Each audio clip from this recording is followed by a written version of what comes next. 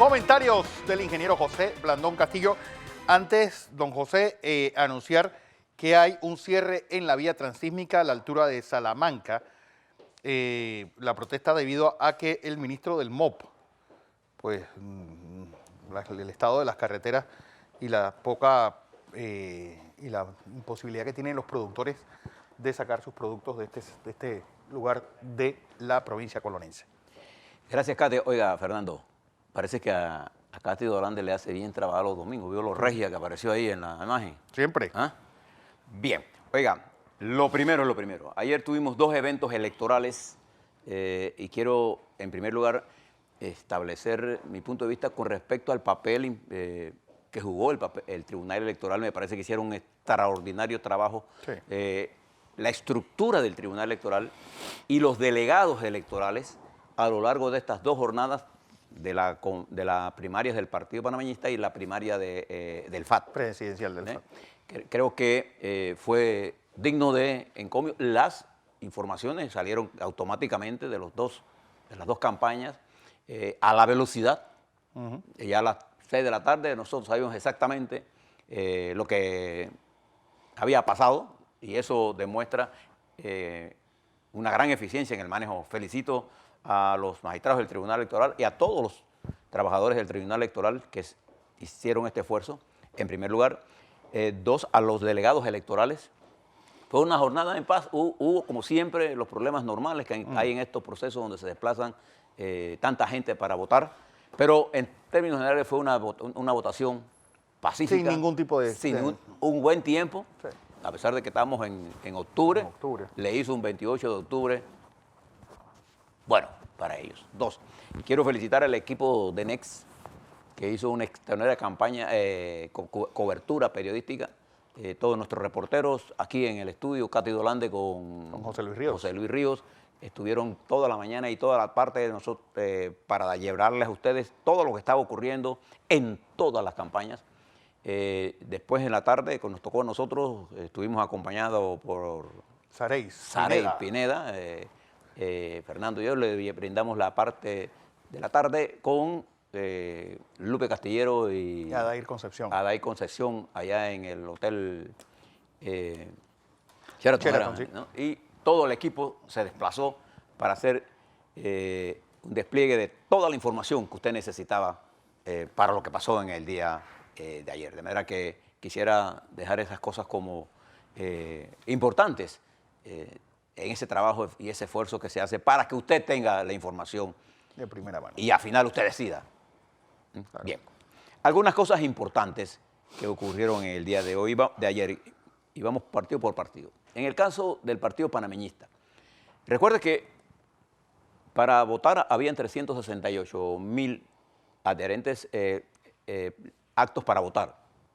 Las estimaciones del partido iban entre un 40%, llegaron al 49 punto algo. Sí, después vamos a redondearlo y digamos que la mitad del partido fue a votar, lo que significa que cerca de 180.000 personas fueron al proceso electoral.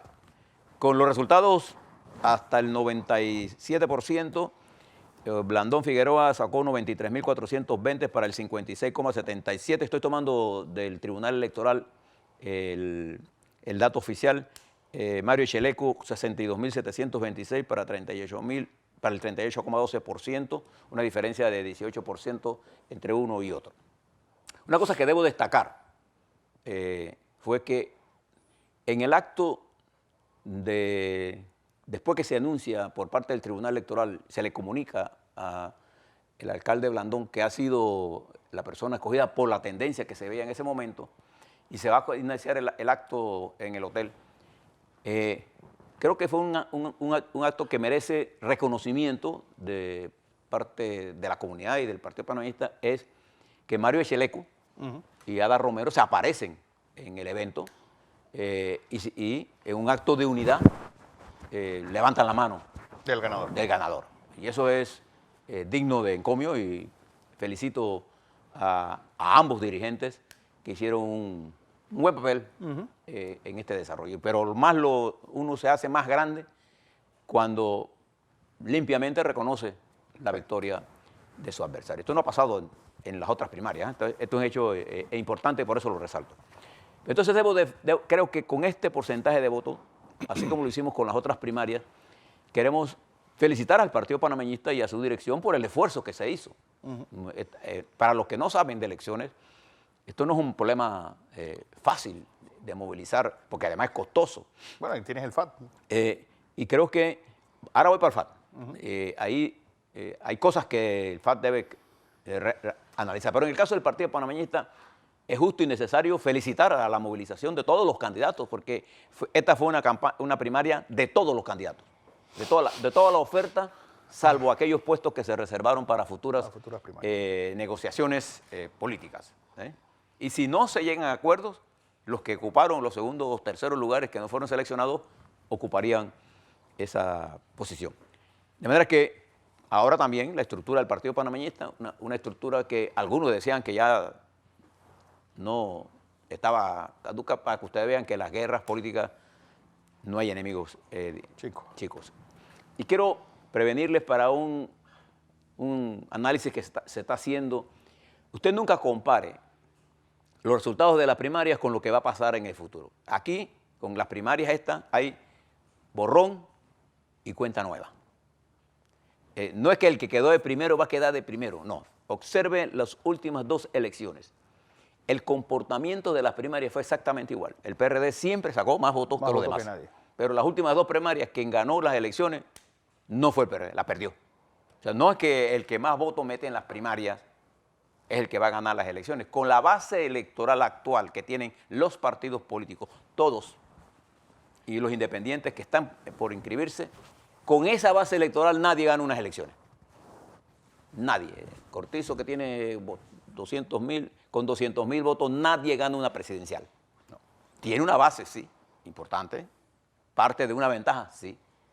Pero la historia de las últimas dos elecciones comprueba lo que yo estoy diciendo. Aquí hay un borrón y cuenta nueva y viene un nuevo escenario, diría yo, preñado de eventos tan complejos que van a requerir estrategas con mentalidad abierta para valorar lo que está ocurriendo.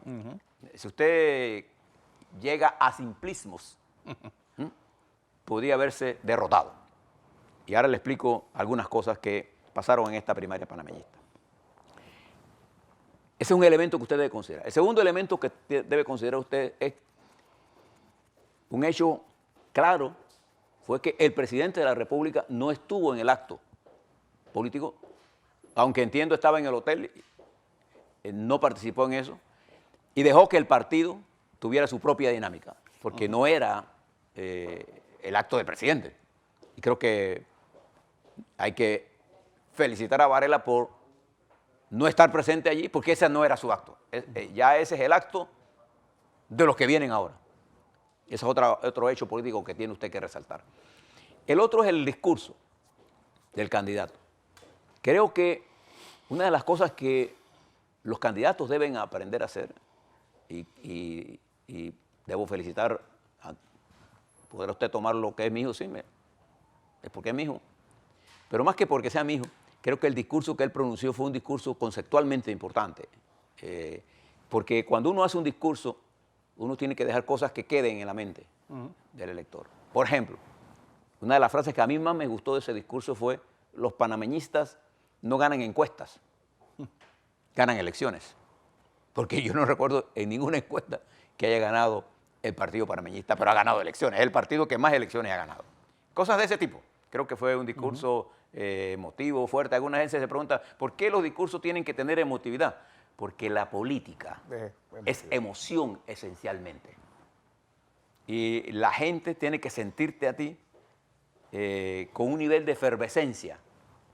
Si no, mire, por ejemplo, cuando Donald Trump habla en sus discursos, era un hombre efervescente, sabe manejar. Obama, por ejemplo. Obama, un gran orador. Un gran orador. El presidente Clinton, un gran orador. El presidente Reagan, un extraordinario comunicador de emociones. Duque tuvo un buen discurso. Iván Duque tuvo un buen discurso. De manera que eso es importante. Creo que fue un discurso completo. Pero algunas cosas que usted debe rescatar de esta campaña. Observe en materia de comunicación lo que pasó en el panameñismo. Quizás uno de los errores de Mario Echeleco, que es joven y que tiene futuro político, fue el no darse cuenta de esto que le voy a plantear. Las redes sociales son un instrumento nuevo y que tienen un efecto complementario a la comunicación política. Pero en las campañas electorales, la comunicación política fundamentalmente se tiene que dar en los medios tradicionales, y es la televisión, el medio por excelencia, seguido de la radio y los periódicos. El efecto de los periódicos es que la mayoría de las radios y las televisiones se orientan por lo que sale en los periódicos, porque tiene mayor valor de información, o sea, tiene más cosas. Pero es la televisión, el 70% de los panameños se informan por la televisión. La campaña de Mario Echeleco cometió el error, desde mi punto de vista, de no darle importancia a los medios de comunicación, y durante los últimos y más importantes días de la campaña desapareció. Cosa que no hizo el candidato Blandón, que estuvo en la televisión, las veces que estaban aquí estuvo en todos los medios de televisión, y una agresiva campaña de radio y una cobertura mediática generando información de contraste. Los Twitter tienen un efecto, sí, para considerar algunas cosas, pero es menos importante de lo que la mayoría de la gente entiende. El Twitter, por ejemplo, no es el arma de información que le llega a los jóvenes. Los jóvenes no tuitean, muy poco. Instagram. Los jóvenes están en otras instancias de Instagram, Facebook, pero el Instagram y el Facebook es más para colocar fotos familiares de otro tipo. No es la política lo que los lleva por ahí. Lo que hacen los medios de comunicación con relativa importancia es el ataque sucio. Pero el ataque sucio está regulado por la nueva ley electoral. Miren lo que pasó con el ataque de Perú, se le hizo a la alcaldía. Ese ataque que le hicieron al alcalde de Blandón, le hizo más bien al alcalde de Blandón que a quien lo mandó a hacer. El que lo mandó a hacer pagó un precio más alto que eso. Y entonces, la comunicación tiene que ser directa y tiene que tener usted el mapa electoral en la cabeza. Usted no puede estar hablando para sus adversarios. Usted no trata de convencer a quien es su adversario directo, usted trata de convencer a quien puede votar por usted.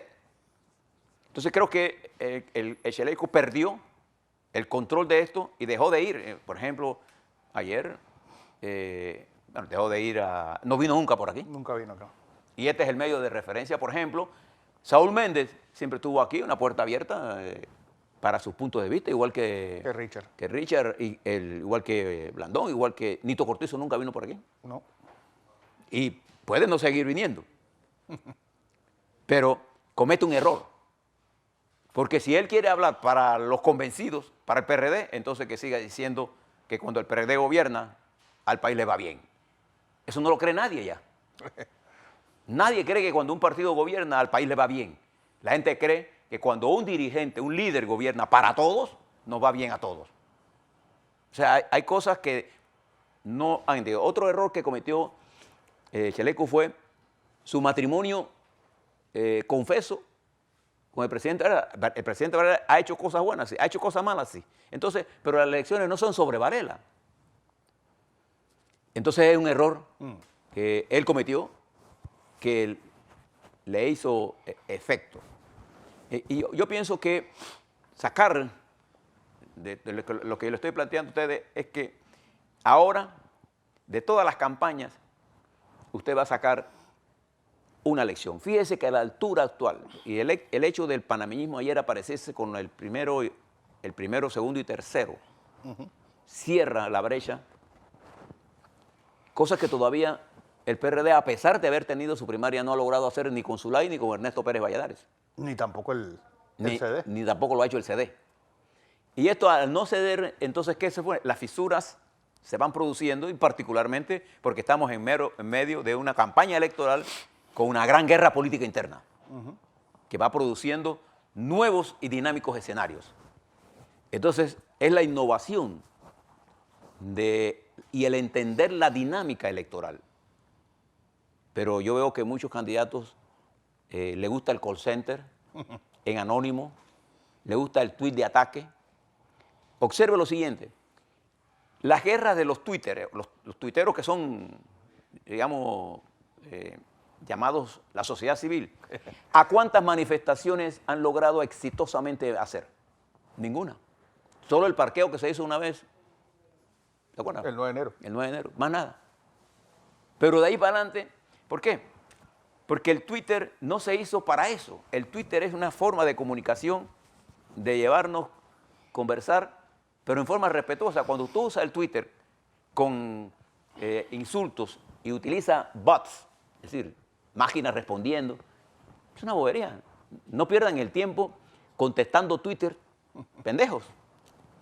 Pierdan el tiempo hablándole a esos jóvenes que van por primera vez a la votación y que representan, aquí tengo la cifra exacta, que representan el 17% del electorado entre 18 y 25, el 11% entre 26 y 30. Esos muchachos representan el 28% del voto, que no los ven ustedes en Twitter para nada, ni le interesa.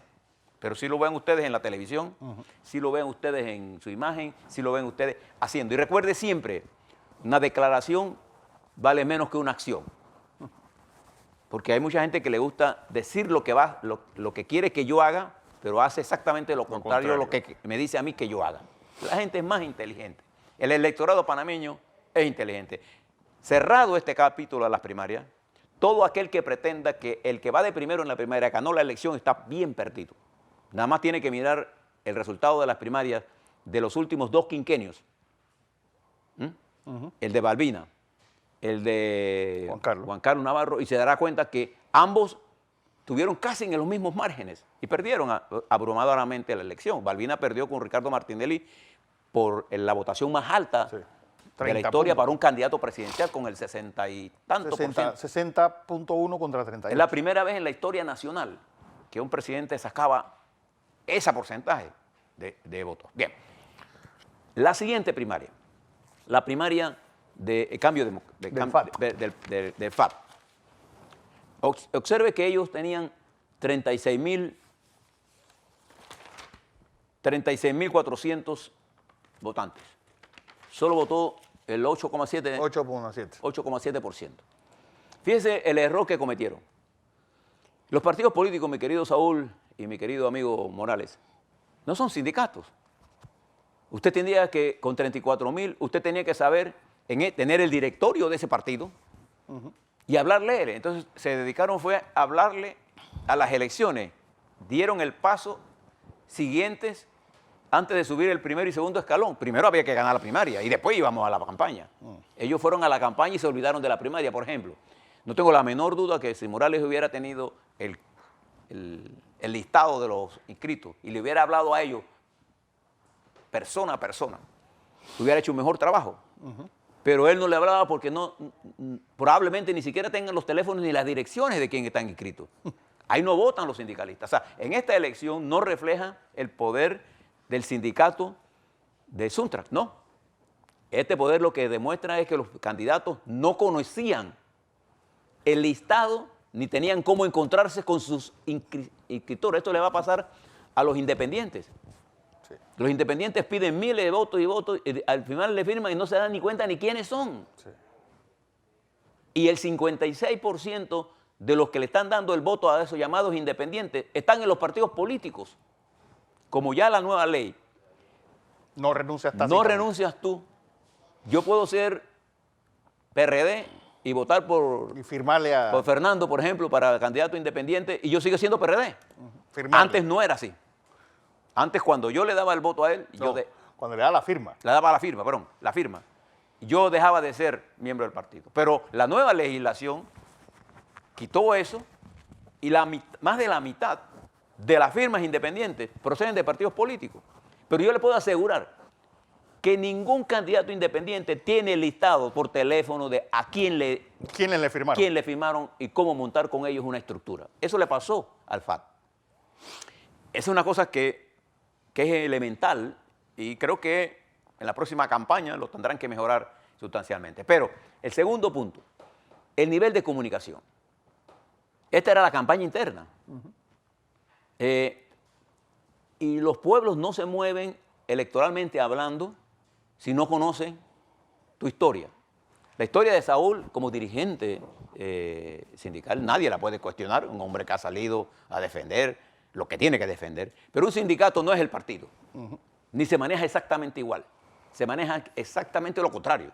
En el sindicato es la lucha reivindicativa, básicamente salarial y de mejores condiciones de trabajo. En la otra es la lucha por el poder. El discurso va dirigido a una masa que no necesariamente es sindicalista y que incluso se ha visto afectada por las acciones que tú has tenido que hacer para defender tu sindicato. Entonces, no se ha producido, aunque se ha producido una renuncia, no se ha producido un divorcio real entre el modus operandi sindical y el modus operandi político. Y ustedes lo van a sentir cuando hablen de los independientes. Los independientes hablan de que están en contra de los partidos, pero no entienden cómo se hace la política, porque ellos se dicen apolíticos, cuando en realidad son la expresión política del poder que está detrás de ellos. Aristóteles, hace mucho tiempo que usted y yo naciéramos, decía que el hombre es un animal político, y es efectivamente. Todo el que le diga a usted que yo no soy político, está diciendo exactamente lo contrario. Entonces creo que el FAD cometió el error de no tener el listado de su partido, y como consecuencia que tuvo una votación bajísima, porque no la podemos catalogar de ninguna otra forma. Con 2000, yo tengo aquí las cifras, Saúl Méndez salió electo como candidato por el FAD con 2.657 votos, que representa el 91% de la votación, y fíjese usted, Morales con 184 votos, que representa el 6% de lo que fueron a votar, del padrón electoral, apto para votar. Una votación bajísima. Y este nivel de inexperiencia en el manejo del torneo electoral, porque aquí sí se cuentan los votos. Aquí no es levantando la mano, ni diciendo que hay una mayoría, no, aquí es uno por uno. Todos los votos valen lo mismo. Y creo que el discurso de Saúl ayer, por ejemplo, fue un discurso de confrontación más fuerte que el nivel de aceptación. Entonces yo no puedo pensar que voy a transformar la sociedad con una votación tan baja. Entonces yo tengo que tener un nivel de humildad en el manejo de mi discurso. No hay la menor duda, por ejemplo, que hubo diferencias abismales entre las campañas de los grandes partidos, que siguen siendo grandes en el sentido cualitativo y cuantitativo, y que tienen experiencia electoral, con los partidos que arrancan. Bien, dicho eso, cerrado este capítulo, el FAD tiene ahora otra opción, que es la opción de ir a primarias para escoger los otros puestos de elección, porque ese fue otro error. ¿No? Ir solo a la presidencial y no meter todo en un solo churuco para subir el nivel de votación. Ese error lo cometió Cambio Democrático, y el candidato presidencial de Cambio Democrático sacó menos votos él que el 46% de la oferta que no fue, ¿cómo se llama? Los que fueron a elecciones. Los que fueron a elección sacó 39%, y él como candidato presidencial 79%. ¿Por qué? Porque lo que mueven los votos son las bases, son los candidatos a representantes, los alcaldes, los diputados. Eso es lo que mueve la estructura. Y creo que ahora se abre una nueva etapa. A partir de este momento comienza el proceso de conversaciones de las alianzas futuras. Recuerde que de acuerdo a la legislación vigente, los partidos políticos debieran presentar sus nominaciones de alianzas como para antes de el 30 de diciembre de este año. De manera que hay todavía 2 meses exactos para que ese proceso se dé. Y va a haber toda una serie de discusiones y van a ocurrir algunas cosas. Bien, eso en el plano político. Yo quisiera también hablarles ahora del caso de Ricardo Martinelli. Tengo conmigo, Fernando, la carta abierta a los magistrados de la Corte Suprema de Justicia que envía la Asociación Panameña de Abogados Penalistas. Y voy a leerle algunos párrafos porque son interesantes, y particularmente por el grado de violación a los derechos del ciudadano, Ricardo Martinelli, que está detenido preventivamente, pero que no está detenido porque haya cometido un delito probado en la corte, probado en el sistema judicial. Dice, señores magistrados, el artículo 155 de nuestra Constitución Nacional establece de forma clara, exacta y explícita y puntual lo siguiente: los miembros de la Asamblea Nacional podrán ser investigados y procesados por el Pleno de la Corte Suprema de Justicia. En ningún lado, dice este comunicado, en toda la Constitución Nacional se establece que el Pleno de la Corte Suprema de Justicia puede o tiene capacidad ni la competencia para investigar o procesar a exdiputados o particulares. Como ustedes claramente conocen, no existe norma alguna que pueda tener mayor jerarquía que la Constitución Nacional.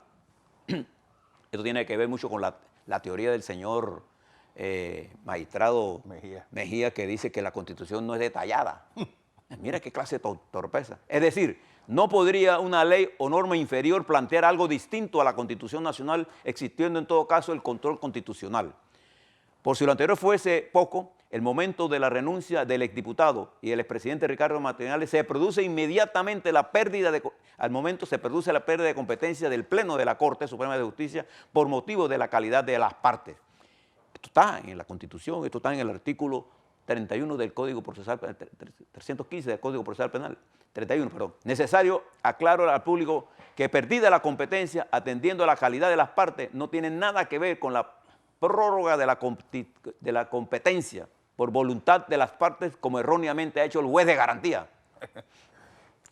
No existe un solo caso en toda nuestra historia jurídica de este país en que la Corte Suprema de Justicia haya forzado tener competencia a pesar de la pérdida de la condición de diputado o calidad de la parte similar. Simplemente no existe. Y esto es lo que yo he venido sosteniendo a lo largo de toda esta conversación con ustedes.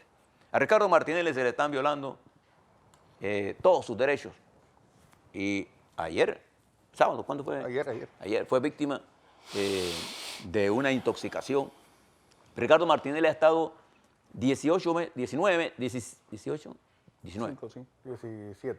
meses preso. Y de acuerdo a la legislación panameña, después de un año, usted está detenido. Y si el proceso sigue, usted le tiene que cambiar la norma. Pero aquí interpretaron que la detención no la iban a ver después, porque la idea política es mantenerlo detenido. Entonces uno se pregunta, ¿cuál es la intención de seguir manteniendo a Ricardo Martinelli preso? No se están violando sus derechos. ¿Por qué la Corte no acaba de definir que no tiene competencia? ¿Y por qué no le cambian la medida cautelar a Ricardo Martinelli? ¿No se la cambian porque es un problema jurídico? No, porque es un problema político. Y ojalá la Corte Suprema de Justicia logre entender que estamos ya en el proceso final. Mañana vamos a hablar un poco más de esto y termino con estas dos cosas. El presidente de la República hoy viaja a Cuba y se debe entrevistar con el presidente de Cuba y regresará el 1 de noviembre, entiendo. Regresa a las fiestas patrias 2, 3, 4 y el 5 cuando terminan los desfiles en Colón o antes de desfiles, y tomará un avión para irse a Shanghái y regresará el 9 para asistir el 10, según lo que él mismo ha expresado, a las fiestas del 10 de noviembre en la Altiva. En la Villa de los Santos. En la Villa de los Santos. Mientras eso está ocurriendo, la Asamblea va a conocer a partir de hoy hasta el miércoles el presupuesto. Tengo la impresión y la información, más que la impresión, la información, que el presupuesto va a ser aprobado después que se hicieron las modificaciones que fueron casi en su totalidad atendidas, modificaciones que solicitó la Comisión de Presupuesto de la Asamblea. Y va a haber, podría haber, fíjese la palabra que uso ahora, una sección extraordinaria si el presidente logra negociar con anterioridad con la Asamblea Nacional la salida a la selección de los magistrados. Lo que sí le puedo asegurar es que no existe ninguna posibilidad que el magistrado Mejía sea reelegido en su puesto, no importa cuántos favores haya hecho, políticamente hablando.